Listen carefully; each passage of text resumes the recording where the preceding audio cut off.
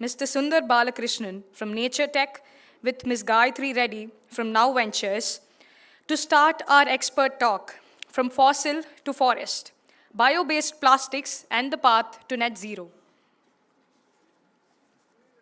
Morning, everybody. Good morning. Nobody's responding, so I'm not sure if you all are up. Again, one more time, last time. Good morning, everybody. Yeah, okay, we're happy now. So thank you for having us on this panel, on this fireside chat. And with me is Mr. Sunder. Sundar, if you could quickly introduce yourself and tell us a little bit about your journey. Thanks, Gayathri. First of all, thanks to Narsi. We've always loved coming to CLIMAFIX. So my name is Sundar. I am actually with a company called Natur Tec. We are into bio-based and compostable polymers. We were the second company to start compostable plastics in India. This was way back in 2005. And over the past 20 years, we have been developing technologies in the bioplastic space. Thank you. I'm Gayathri Kupendra Reddy. I'm the founder of Now Ventures Studio. We invest and co-build businesses that are solving for climate and sustainability. That's my quick introduction. So just want to start by setting context and bringing the discussions to the point where I want to say that plastics really transformed the modern world, but their legacy is really choking the world right now, right? So is bioplastic really the advanced material that will solve for all of the issues that plastics have caused in the past? So my first question to you is, what even is a bioplastic, and how is it different from conventional plastic? So the first thing what I would like to say is people talk a lot about plastics. And I personally don't believe that plastics is that bad as what it's actually put out as. Now, there is a segment of the plastics which is single-use, short lifespan, disposable plastics, which is probably 3 to 4% of the overall plastic segment, which is what the real challenge is. If you see, plastics have replaced a lot of other materials, metals, glass, for example, and there's a lot of value in that. So that's the first point. The second is, for this segment of short lifespan disposable packaging, there are several alternates available. Bioplastics is one of the alternates. Now, when we talk of bioplastics, we are essentially looking at two value drivers. The first value driver is what is the source of the raw material, and this was spoken a lot in the previous chats as well. Is the carbon in the material coming from a renewable feedstock as against a typical conventional plastic where the carbon comes from a petroleum feedstock? So that's a value driver of reduced carbon footprint and basically reduced energy. The second is an end-of-life driver where we look at the fate of a certain product as it enters a waste stream. Now, typically a lifespan, like if you take this plastic bottle, it's probably got a lifespan, cradle to grave lifespan of about 2 months or 3 months. And then what happens to the bottle when it enters a certain waste stream? Is it going to remain in that stream? Is it going to get assimilated back into the actual constituents? So that really defines the end of life. So bioplastics really encompasses both these concepts. One is the beginning of life, that's the source of the carbon. And the second is the end of life, which means what happens to the fate of the material as it enters a waste stream. Now, bioplastics is not the only solution to plastics. Right. Now, there are a lot of applications where, people talk about biodegradability of a material. And here, especially, biodegradability makes a lot of sense when you look at materials which enter a certain end-of-life system. So it could be biodegradable in a composting, in soil, in anaerobic systems, right, in marine ecosystems, and kind of the application really decides what end-of-life system really is used for. Right. So then tell us a little bit about what Natur Tec does and what are the types of polymers. What is different from what's available in the market right now with what you guys are doing? Sure. Now, if you look at the value chain of bioplastics, you have the base raw material providers, so people who make polymers like polylactic acid, for example, poly, uh, polyhydroxybutyrates, valerates. The second in the value chain are people who take these base polymers and they reactively modify it, compound it to make certain compounds with these different base polymers. The third is the processors. So people who take these compounds and convert it into products. It could be a bottle, it could be a bag, it could be a cutlery, it could be a extrusion coated on a paper. So Nature Tech, we are into the compounding value chain. So we are agnostic to which biopolymer we use. We work with all the biopolymers. But what we do is we take these biopolymers and we develop applications which look at reactive modification of these biopolymers using a twin screw extrusion chemistry technology, which is proprietary. And based on that, we bring out compounds which then go into a lot of applications. Right. So are these compostable in environment, or would they still require industrial composting? Yeah. So uh, from our perspective, everything we do, it requires industrial composting. Yeah. I think the composting in the environment is again a very misunderstood term, because unfortunately, uh, none of these materials solve for littering, which is more of a social problem. Right. So we do require an environment. Now it could be composting, if it's like, let's say, an agricultural application, you would require a soil environment. So an environment is always important when we define an end of life. Interesting. So then coming to costs, right? All investors are always thinking about it. So compared to regular plastics that are available, at what costs are bioplastics at the moment, and where do you see that going? Yeah. So typically, right now, biopolymers are about 2 times the price of a conventional plastic. Right. 2 to 3 times, depending on the application. But there are ways to bring down this barrier, and that can also be done by look at re-engineering certain product features, looking at re-engineering the application requirements. And our personal experience has been that we've kind of improved from where we started. So I'll give you an example of a single-use disposable cutlery, Right. which we had launched in 2010. For those of you who understand, it's an injection molding process. So typically there's a certain cycle time which is involved in terms of how many components are going to be produced in what period of time. And when we started in 2010, we were producing 16 components in 40 seconds. Right. Today we are producing 64 components Wow. in 8 seconds. Wow. So what I'm trying to say is that cost is always going to be an important attribute. Everyone wants sustainable materials at the same price. That's the harsh reality we are facing. But then there are ways to skim this cost. It's not just the material cost. It's always the overall cost of a certain application. Right. And here we have learned a lot, and this is just one example. There's so many other examples. I mean, we could, even from a legislative case, I can tell you that if you look at the plastics waste management rules, for certain applications, it talks of single-use plastics where it has to be a minimum of 50 microns. And then right in that legislation, it very clearly says that compostable plastics are exempted from that minimum thickness. Yeah. So we've developed applications at 15 microns as against a 50 micron conventional plastic, where we are actually able to come at a price point lower than conventional plastics. Right. So yes, from a base material perspective, it's going to be expensive. And to be honest, we are going against a highly commoditized industry. I mean, the economies of scale are just not there. If you look at bioplastics, it's less than 2% of the total plastics produced today globally.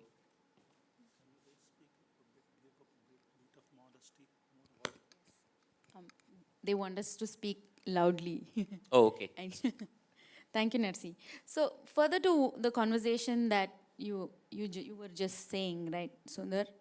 What I think bioplastics has been around now for decades, right, in different forms and formats. What do you think can unlock large-scale adoption of bioplastics? What can be the push that it needs? So typically, for bioplastics, at least globally, it's always been a legislative driver. If we see across, whether it's in the US, in Europe, or in Asia, it's primarily driven by legislation. So I would still continue to say that legislation and advocacy is going to be an important driver for adoption of bioplastics. That's one.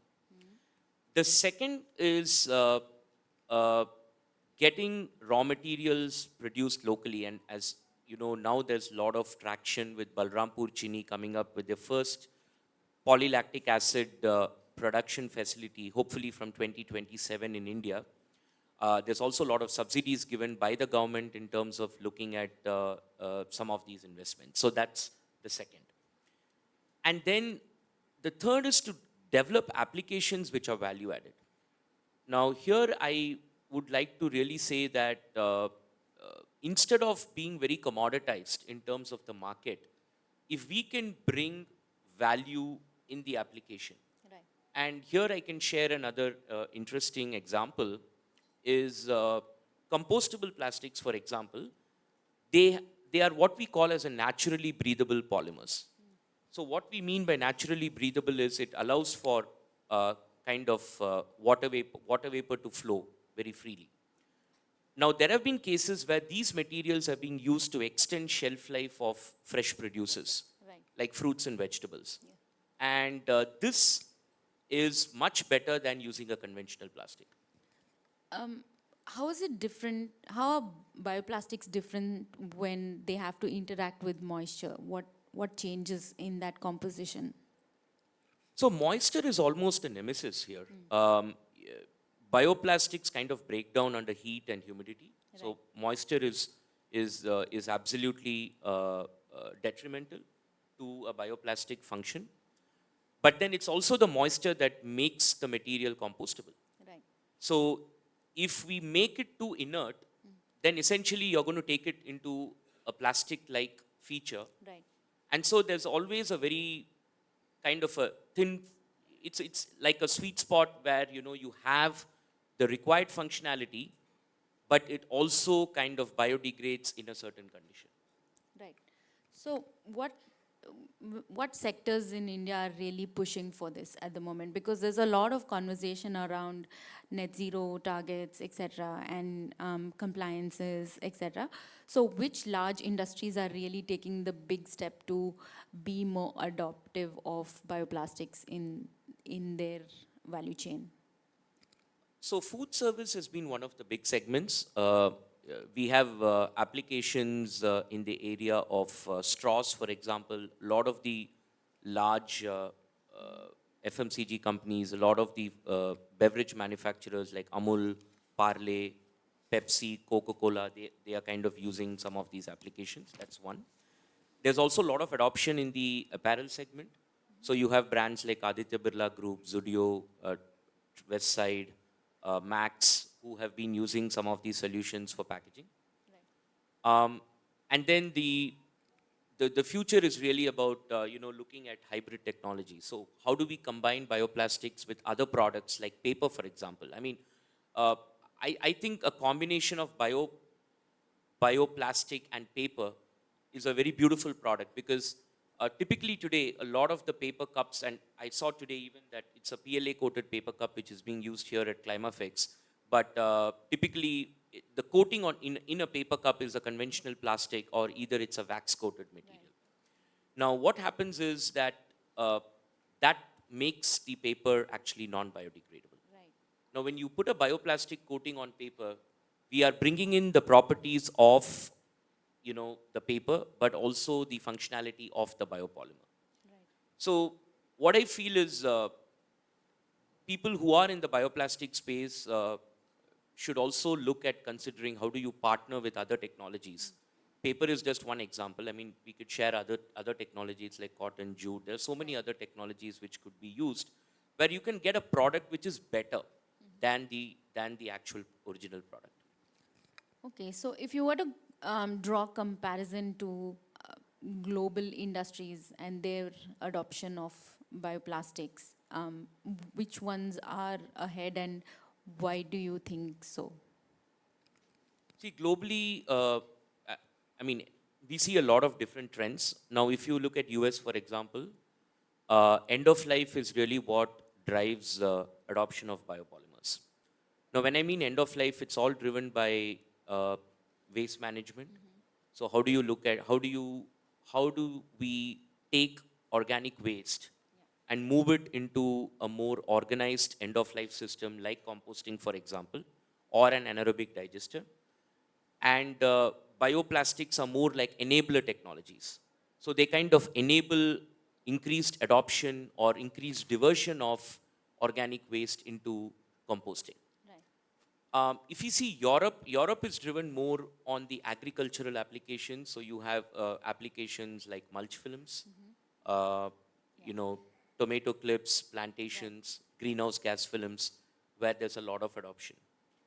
Uh, One thing which is kind of common across is a lot of brands are looking at circularity, and bioplastics is one of the components that can help a brand build into the circularity concept.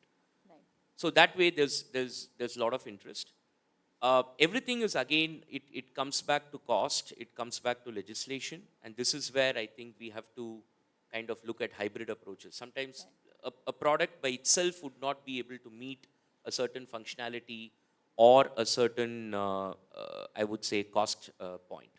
Yeah, as one of the biggest agricultural nations, it's interesting to see, you know, when bioplastics can become more available for mulching, etc. Because there's a big conversation about microplastics in our system entering our food and then us consuming it, and also newborn infants are born with, you know, microplastics. So it's exciting to see where this is kind of headed. So one interesting question I had specifically was at our venture studio, when we're looking at advanced materials and want to invest in them, one say for example it's packaging, and then if it's made of, if the raw materials that are used are made of say cornstarch, etc., that can actually be live feed for, or it can be food for people, we think it's still not in our definition, we wouldn't consider it as advanced material because people are putting time, money, and effort into doing the research. Why are they not looking away from, you know, live feed, etc., right? So how do you see this food versus fuel debate in bioplastics? That's an interesting question. Actually, the food versus fuel debate is very much around, and it's part of a lot of the conversations that go around. Typically, if we look at and there is a white paper which the European bioplastics had actually got out. Uh, the total arable land which is being used today to make bioplastics is only about 3% of what is actually available. Right.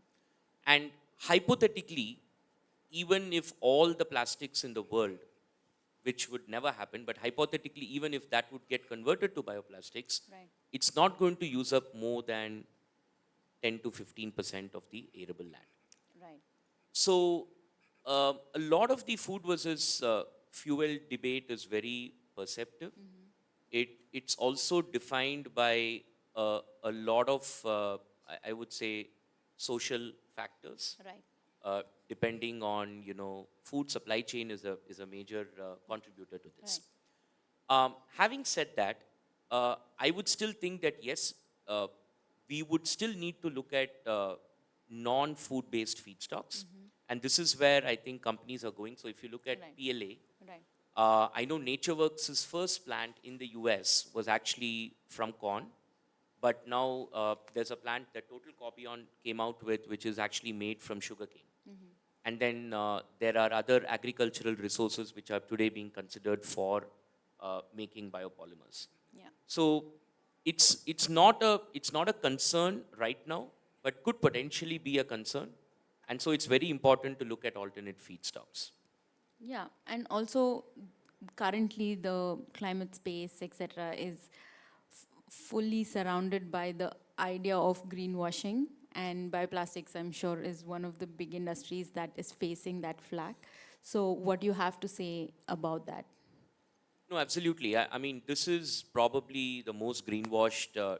I think just the term biodegradable itself is just a marketing term. I mean, I think saying the word biodegradable makes no meaning unless you define a certain end of life. So that's and then using words like biopolymers, bioplastics, biomaterials, compostable, biodegradable. All these terms are just floating around today. Um, what I feel is this is where I feel again it's important to work on standards. This is where standard creation becomes so important. Right. And as Nature Tech, one of the things we are actively engaged in is working with the, you know, Bureau of Indian Standards in India or ISO standards globally to look at putting the right standards across. So standards is very important. And then the second thing is, again, comes back to awareness. Yeah. It's about creating awareness and making sure that we are working on a scientific basis. So this is where I go back to science, because anyone can talk anything, but we can't go wrong with science. So typically if someone is saying biodegradable, the first few things I always ask is, are you showing carbon to carbon dioxide conversion? Are you showing disintegration, ecotoxicity? So it again goes back to science. Yeah. I think a large part of how businesses, when they plan their budgets, I feel like they don't really include much for awareness and, educating customers until, they get to the point of marketing and sales, and then they want to build the narrative. I feel like it's very important that from the beginning, people are aware of, different processes, and then you create conscious consumerism. So on that note, I just want to see what kind of collaborations do you think would need to come in place for bioplastics? So between what stakeholders? So some examples could be the startups, large manufacturers, policymakers, consumers. Which do you think is the most critical for scaling sustainable practices? Um, I think from the perspective of our country, I would say policy is one, and then working closely with academic institutions is the other. Right. Because what I see is a big dearth of technologies. Yeah. I can tell you that bioplastics really, so 2015-16, there were just 3 companies in India Right. who are actually doing biopolymers. And come 2025 now, we have over 220 companies. Wow, just like the VC ecosystem. Exactly. We have a lot of us out there. And now, what has happened in this process is the entire space has become very commoditized. So what I feel is we need to work on applications that create more value. Right. And this is where I think collaborating with academic institutions is very critical, because we can derive a lot of partnership Right. in this process.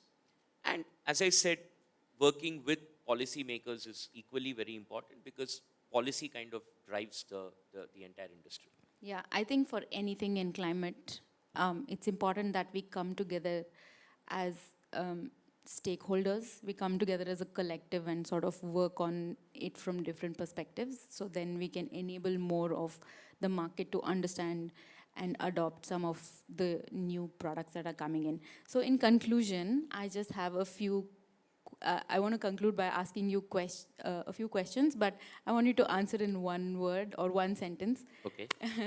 So this is just to summarize what we spoke.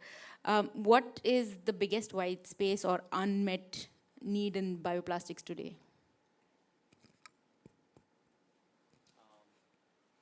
I would say technology. Yeah, okay. If you are choosing to start in this space today, which part of the value chain would you choose? Um, I would say base raw material, Okay. if you have the money. Okay. What's the one misconception investors have about bioplastics, you think? It's like a one-stop solution. Okay, great. Which upcoming policy or regulation excites you the most as a growth driver? Coatings on paper, because as I said, paper and bioplastics play a very significant, I mean, they are a great partnership to have two materials to combine. Right. So there are certain legislations which is going to be coming out on coatings. Right. Today you have a lot of acrylic coatings which is being used. Right. So some of that is, we are looking at converting it to bioplastics. Okay. On that note, the last question that two other keynotes concluded asking is, what's your one bold prediction? Where do you see bioplastics in 2030 or CLIMAFIX 9? So I would say currently bioplastics in India, the industry is about 60,000 tons annually. I predict this to be around 500,000 tons by 2030.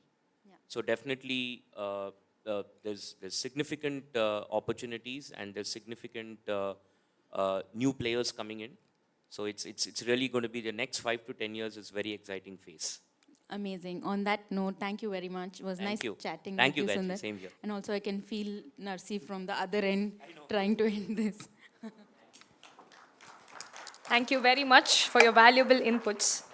I would like to call upon Mr. Manohar Namashivayam, Director, EAI, to present a memento to our speakers.